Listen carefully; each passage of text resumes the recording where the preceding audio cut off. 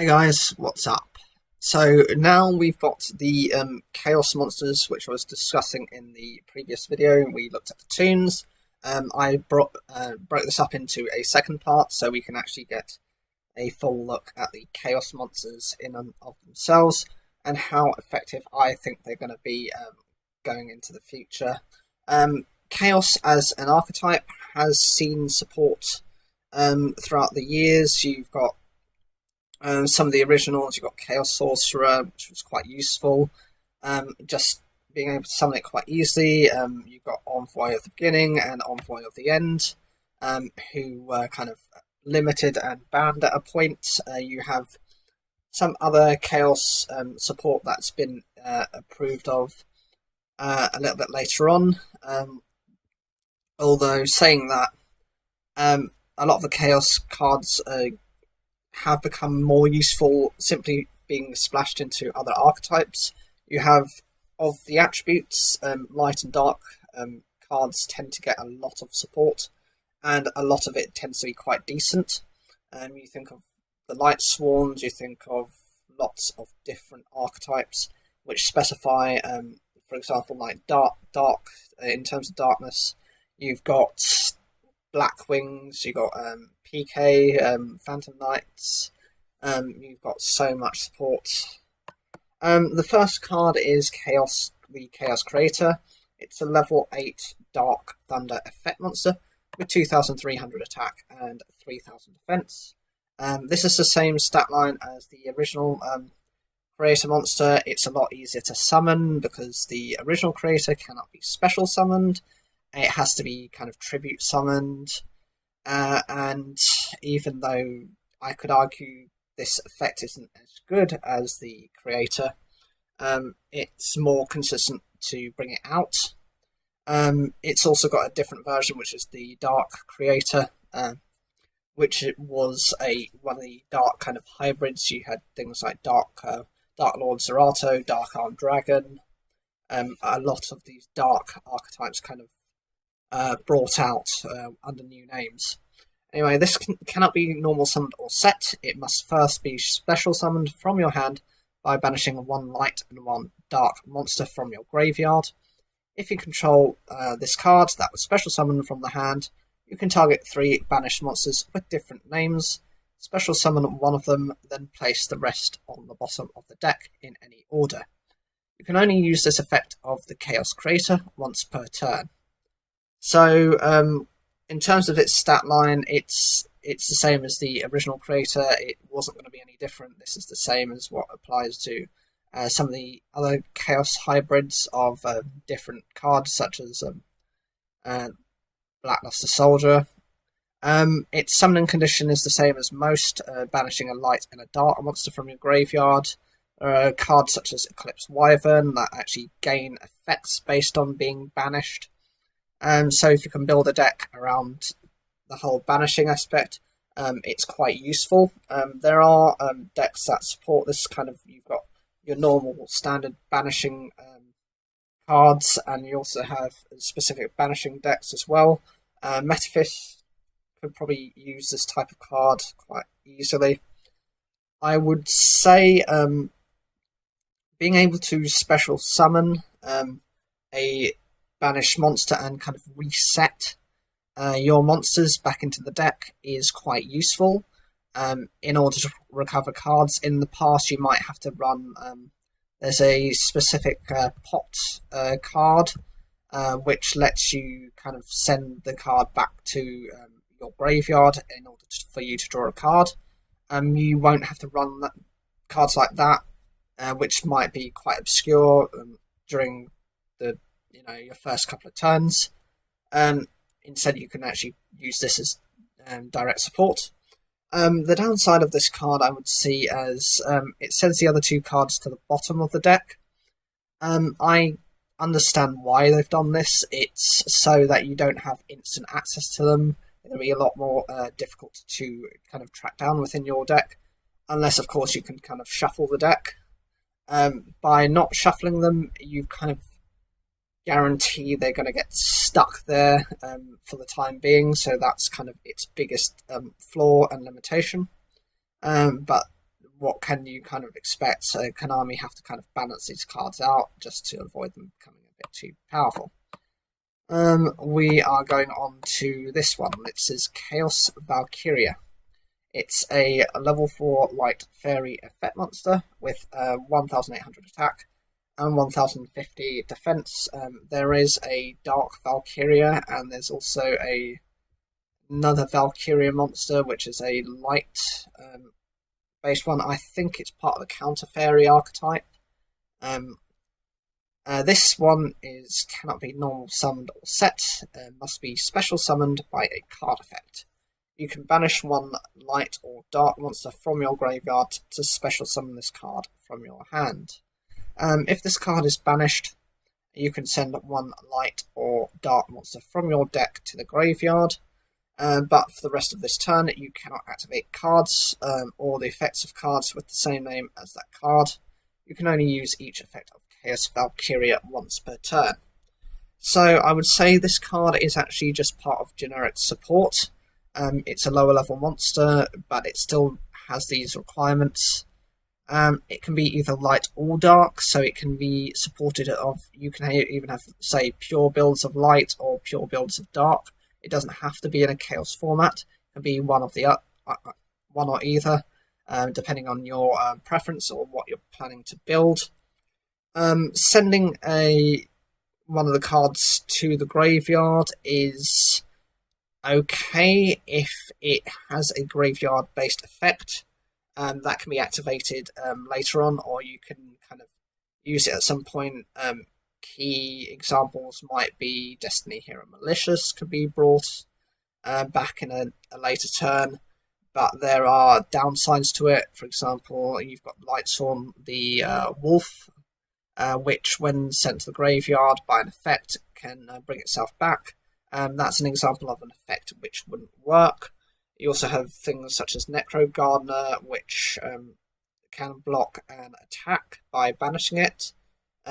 So sending certain cards can work for it, and the deck in general, even if you're just using it just to fuel summoning of other Chaos monsters.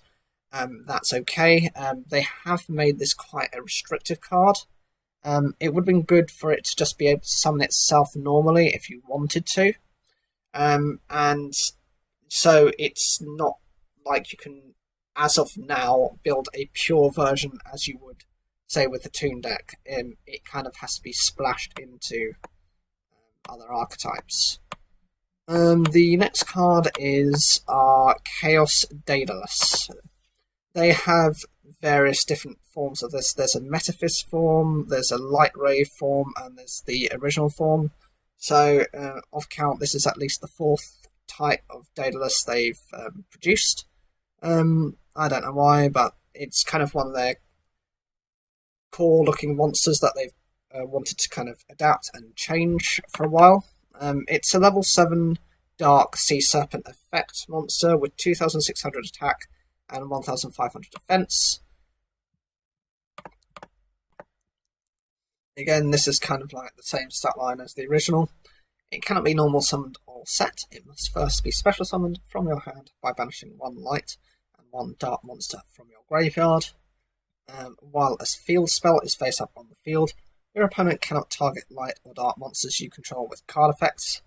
And you can target face-up cards on the field up to the number of face-up field spells on the field and banish them.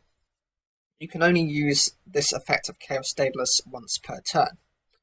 I would say I can understand why there's a relevance to work with a field spell. In the past, some of the other Daedalus monsters have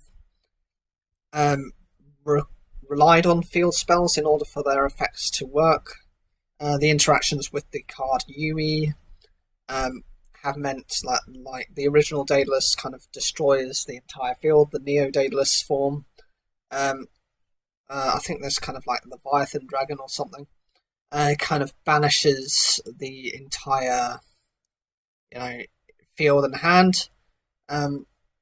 So the interactions with the field spell are kind of understandable. I don't think they've done enough with this card. My biggest gripe is, even though this provides Okay. The benefits are, if you have a field spell, it gives you targeted protection for your other light and dark attribute monsters.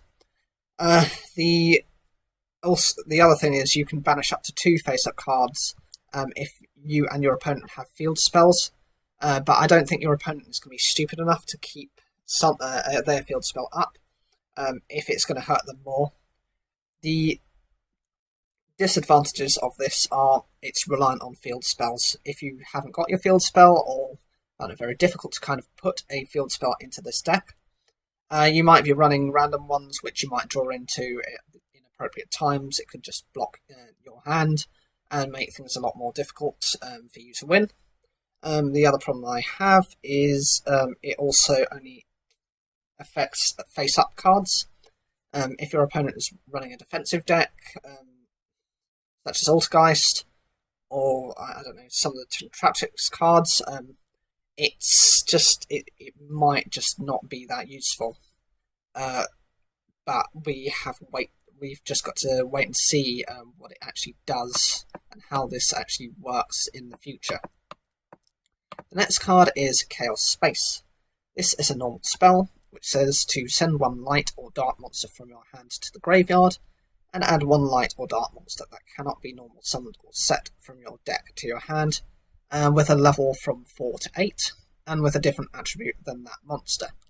You can banish this card from your graveyard, then target one of your banished light or dark monsters that cannot be normal summoned or set. Place that monster on the bottom of the deck, then draw 1 card. You can only use each effect of Chaos Space once per turn. I don't like this card either. I can understand the point of trying to support your graveyard in order to bring out your Chaos monsters. First issue with this card, you are sending a light or dark monster from your hand to the graveyard. So what you could be doing is, well, you're going into minus to use its effect. It would have been preferable to send from the deck to the graveyard to be able to add a monster that you cannot normal summon or set. The other thing is, if you're sending... I can see why they've done this. So if you send a light monster, you search for a dark monster. If you send a dark monster, you search for a light monster. It's trying to balance the graveyard to the point where you can summon these monsters a bit easier. I just don't think it's great. Even the recovery cut section of this effect, to banish it, to bring back one of the banished light or dark monsters, it gets sent again to the bottom of your deck in order for you to draw a card. This means, rather than even having the luck of being, if your deck was shuffled, at least you have the chance of drawing into it. With it being on the bottom of the deck, it's going to be unsearchable. Unless you can shuffle your deck, or you can start running specific search cards.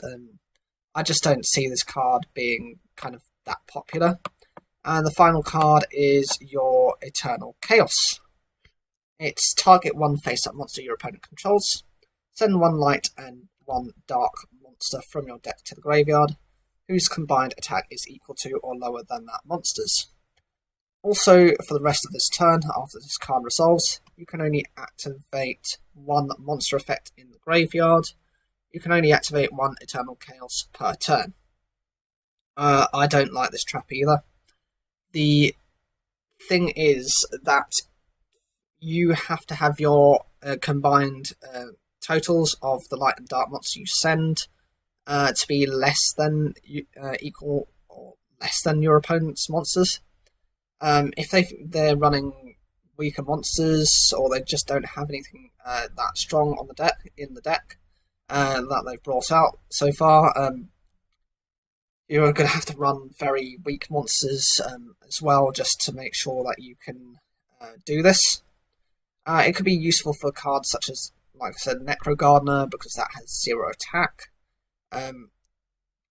Because that's not going to affect you, but it's kind of reliant on what your opponent is playing. It will probably be useful closer to near the end of the duel, where you might risk losing if you draw into this card. And the restriction on using a monster effect only once in the graveyard when this is used can be just quite unbearable. I see the point. If your opponent is, for example, attacking with a strong monster, send Necro Gardener to graveyard. You can use the Gardener's effect to kind of block the attack. So it's meant to help kind of stimulate the graveyard a bit more. But again, I don't see it as that strong a support for how powerful some of the previous Chaos monsters are. What do you think of these cards? Do you think they're actually going to work with the Chaos deck? Are they relevant at all, or do you think they're going to be kind of ignored and sidelined at the moment? Of the two decks that have been shown for the Toons and the Chaos, which of them do you prefer? Leave your comments down below, like the video if you enjoyed it, and don't forget to subscribe.